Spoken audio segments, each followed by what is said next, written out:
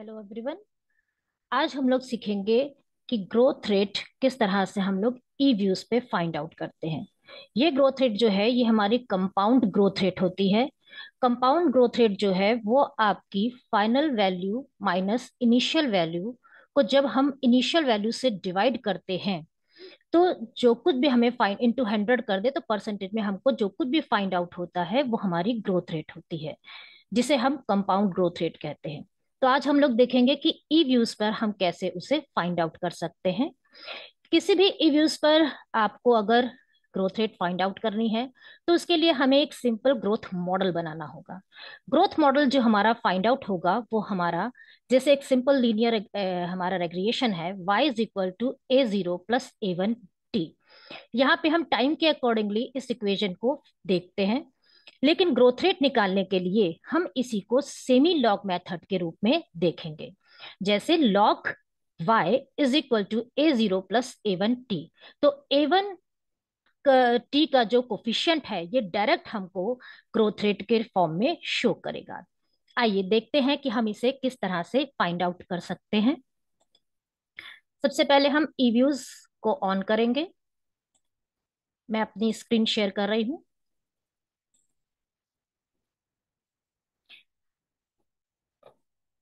ईव्यूज से हम इस समय डायरेक्ट इंपोर्ट करेंगे। हम ईव्यूज पे कोई डेटा फीड नहीं कर रहे हैं। हम एक्सेल से इसे डायरेक्ट लेकर आएंगे।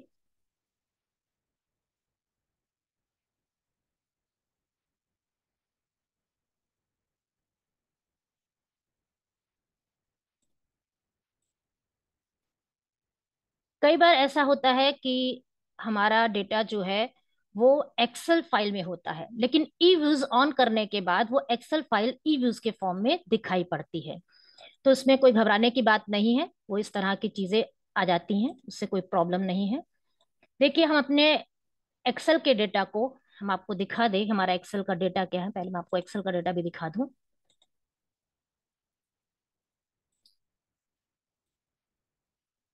ये हमारा एक्सेल का डेटा है जिसमें हमारा ये ईयर है और इंडिया के एक्सपोर्ट है सार्क के साथ और इंडिया के इंपोर्ट है सार्क के साथ। इंडिया का बायलेटरल ट्रेड भी हमने यहाँ पर शो कर रखा है।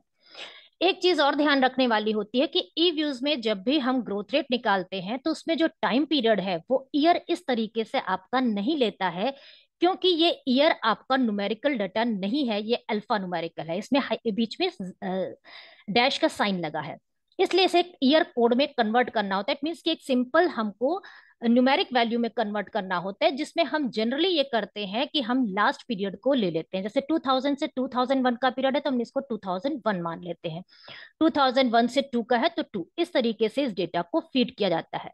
ग्रोथ रेट निकालने के लिए ई व्यूज पे जब भी आपका डेटा फाइन रखेंगे आप, तो आपका डेटा प्योर न्यूमेरिक डेटा होना चाहिए। इस न्यूमेरिक डेटा से हम लोग देखेंगे कि हमारे पास इंडिया का बायलेटरल ट्रेड का डेटा आ चुका है, इंडिया के एक्सपोर्ट का डेटा आ चुका है, इंडिया के इंपोर्ट का डेटा आ चुका है जो हम सार्क कंट्री के साथ देख रहे हैं। इसके साथ ईयर कोड और ईयर ये सब यहाँ पर अपने आप इसको ट्रांसफर कर लेता है। एक चीज आप और भी देखेंगे कि जब भी हम ईव्यूज पे काम करेंगे तो ये ईव्यूज जो है ये आपके लिए सुविधा के लिए बनाया गया है इकोनोमेट्रिक्स पर। इकोनोमेट्रिक्स में चीजें जो है रेसिडुअल को लेकर चलती हैं। इट मीन्स कि हम एरर टर्म्स को भी यहाँ पर जांच करते हैं, उसकी भी टेस्टिंग करते हैं। तो ये जो रेसिड बनकर आया है ये रेसिडुअल का ही है, अपने आप ये रेसिडुअल्स को ले लेता है, उसकी वैल्यूज को ले लेता है। अब हम देखेंगे कि हम कैसे ग्रोथ रेट को बनाएंगे।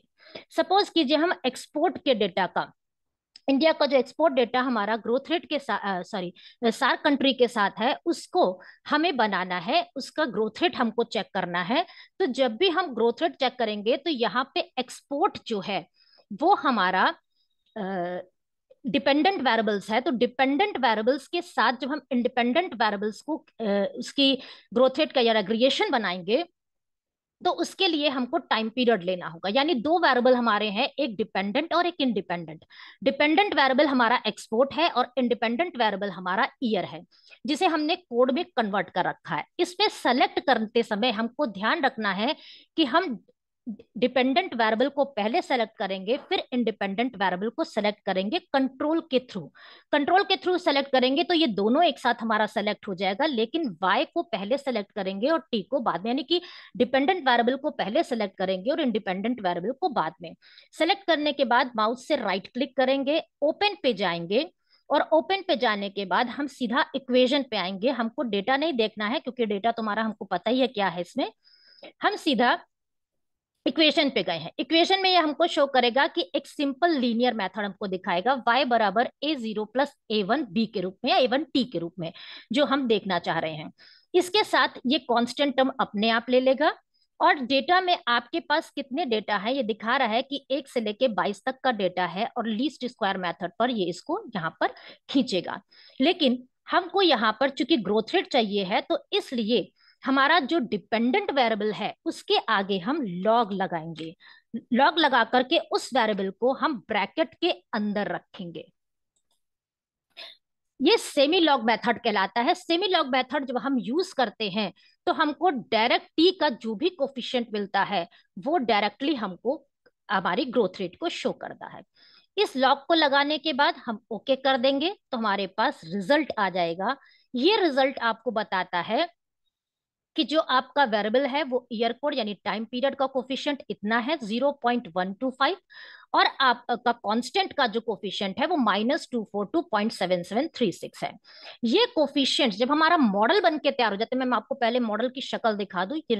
यहाँ पर व्यूज में जाते हैं, और व्यूज में जाने के बाद हम रिप्रेजेंटेशन पे जाते हैं तो हमको मेरा मॉडल दिखाई जाता है। ये मॉडल आपका इस फॉर्मेट में है, log India's export with SAARC is equal to, ये जो वैल्यू है आपकी इंटू ईयर कोड यानी टाइम पीरियड को यहाँ शो कर रही है। टाइम का जो भी कोफिशिएंट है ये आपके A1 को शो कर रहा है या आपकी ग्रोथ रेट को शो कर रहा है, माइनस आपका कांस्टेंट वैल्यूज को शो कर रहा है। ये फॉर्मेट आपका यहां पर बनकर आया है कि log y is equal to a0 plus a1 t। ये फॉर्मेट जो आपको यहाँ पे दिखाई दे रहा है, इसका जो टाइम पीरियड का जितना भी कोफिशिएंट है वो डायरेक्ट आपको ग्रोथ रेट को शो कर रहा है। लेकिन ये मॉडल सही है या नहीं है, इस मॉडल की हम टेस्टिंग करते हैं। अब मैं व्यूज पे जाके एस्टिमेशन पे जा रही हूँ, जो हमारा पहला रिजल्ट निकल के आया था। इसमें दो प्रकार के टेस्ट हम करते हैं। एक तो हम कोफिशिएंट टेस्ट करते हैं। कोफिशिएंट टेस्ट की वैल्यूज को देखते हैं कि क्या कोफिशिएंट हमारे सही है कि नहीं, एग्जिस्ट कर रहे हैं कि नहीं। कोफिशिएंट को टेस्ट करने के लिए हम मानकर हाइपोथेसिस चलते हैं। इसमें ई व्यूज में डिफॉल्ट इसमें होती है कि आपके जो कोफिशिएंट्स हैं उनका जो एग्जिस्टेंस है वो जीरो है, यानी कि हम A0 को जीरो मान रहे हैं और A1 को हम जीरो मान रहे हैं।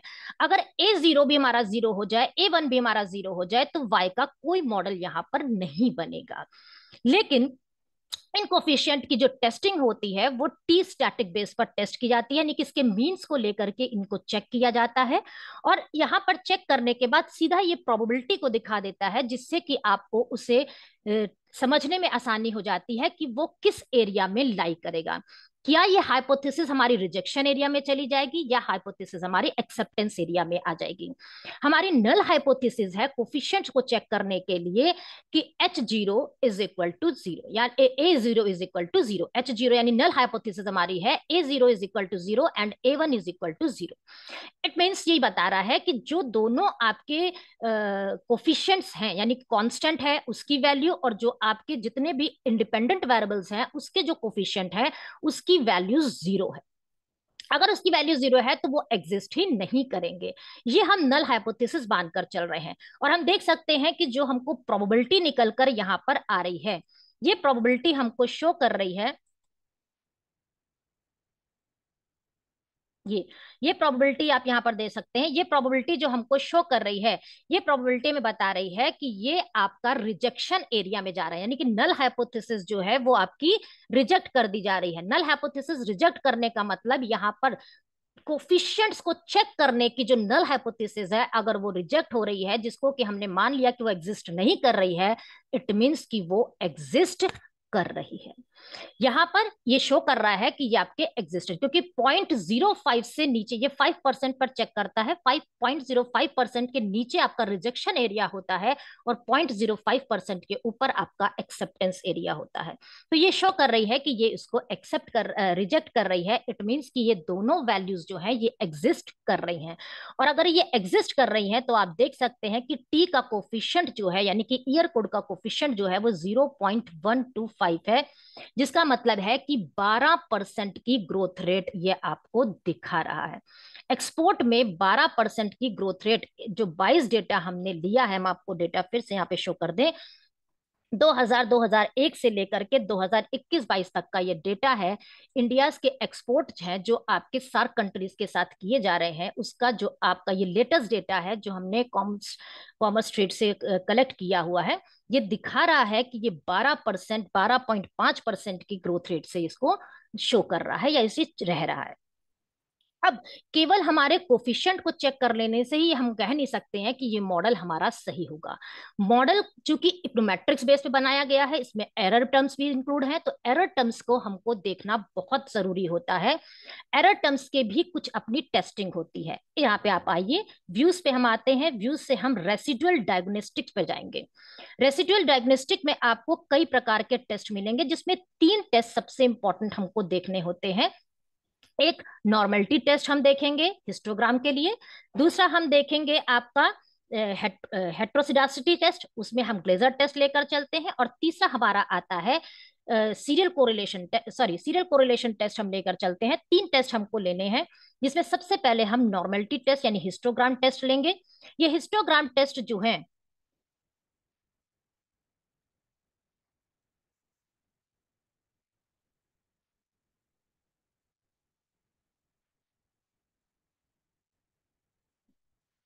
ये हिस्टोग्राम टेस्ट जो है ये हमको ये बताता है कि इसमें हम जार्क्यू बेरा का टेस्ट हम लेकर चलते हैं। जार्क्यू बेरा की वैल्यूज इसमें हम मान कर चलते हैं कि हमारा जो ये रेसिडुअल है, एरर टर्म्स हैं, वो रेसिडुअल्स जो हमारे हैं वो हमारे नॉर्मल है। ये हम नल हाइपोथेसिस मानकर चलते हैं।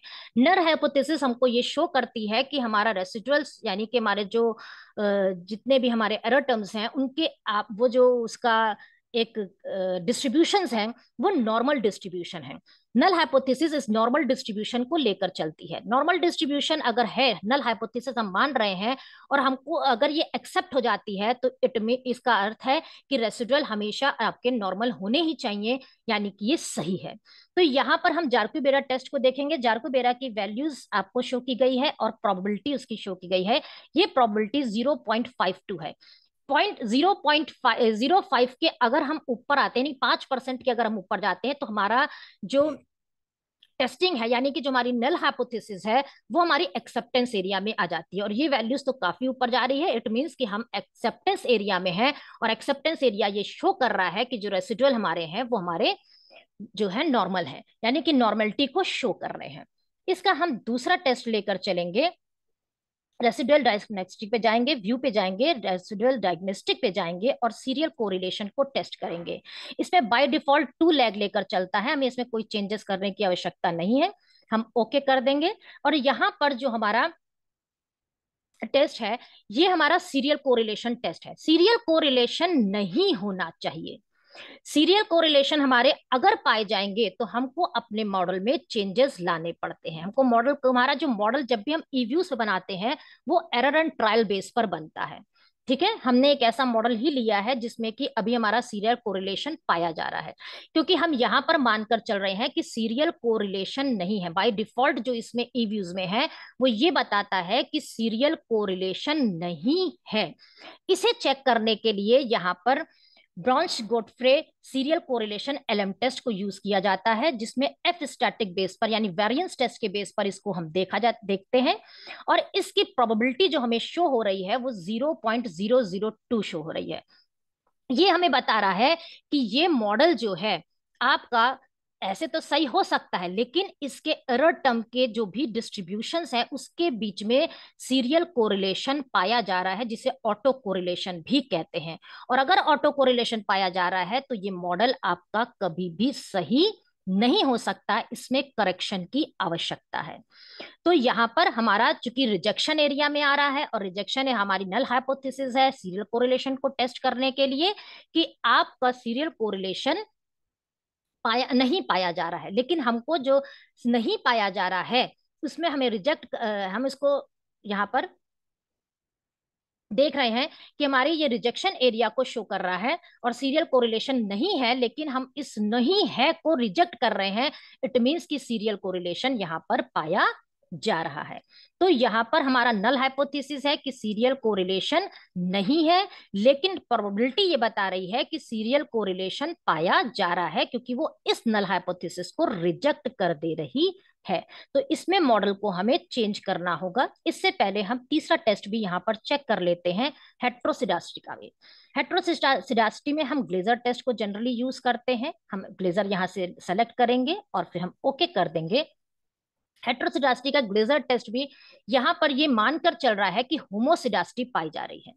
जो रेसिडुअल्स होते हैं उनकी तीन प्रॉपर्टी मेन होती है, एक कि वो नॉर्मल होने चाहिए, होमोसिडासिस होने चाहिए और उनके बीच में सीरियल कोरिलेशन नहीं होना चाहिए।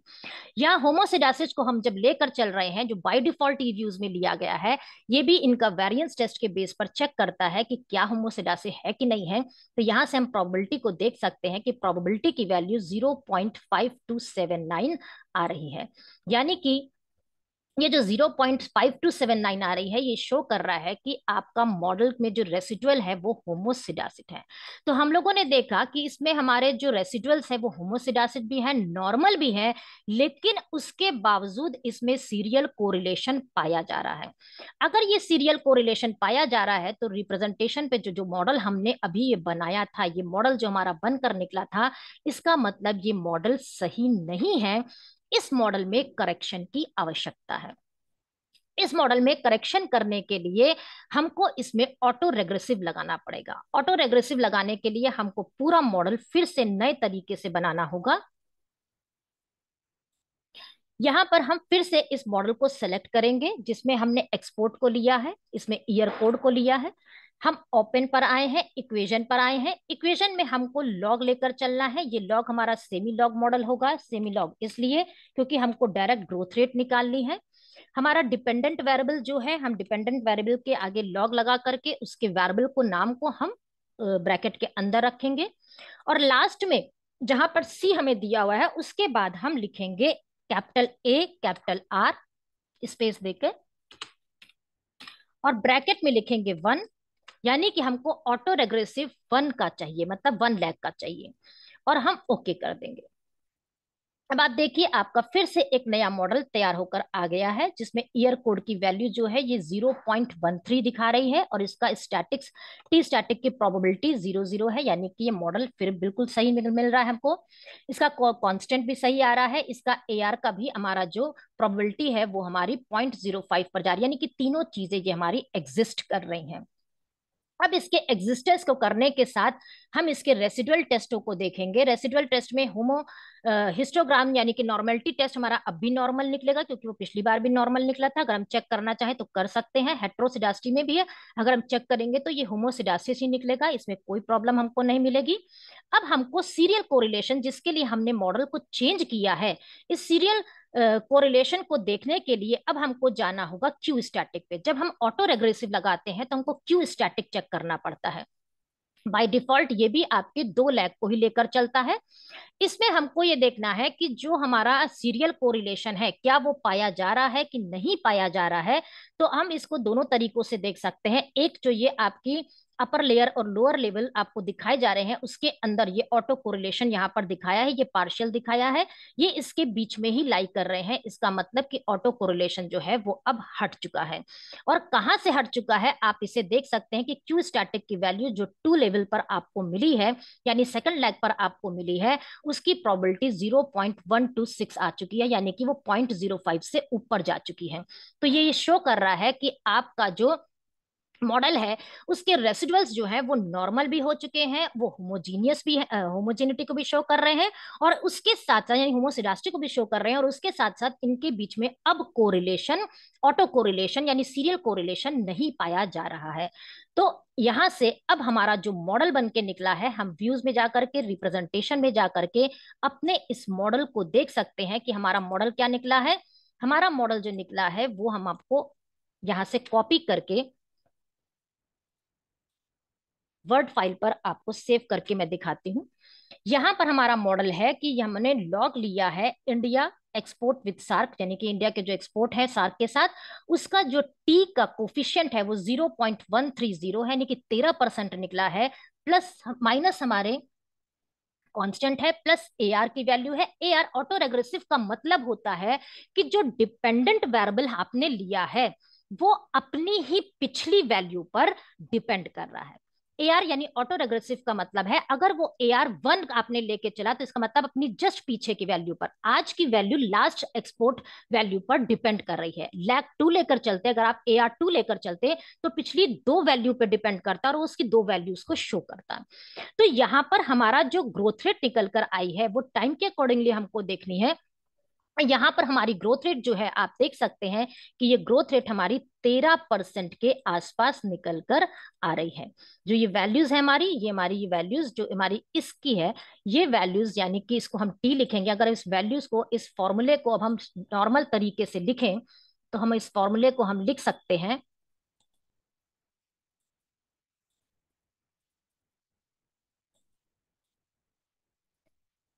Log India's export with SARC is equal to 0.13 T minus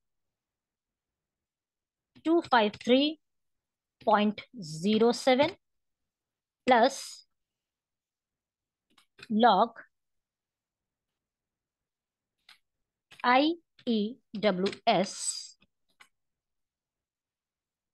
और इसका कोफिशिएंट है हमारा 0.71, यानी 72 कर देंगे क्योंकि 9 आया हुआ है।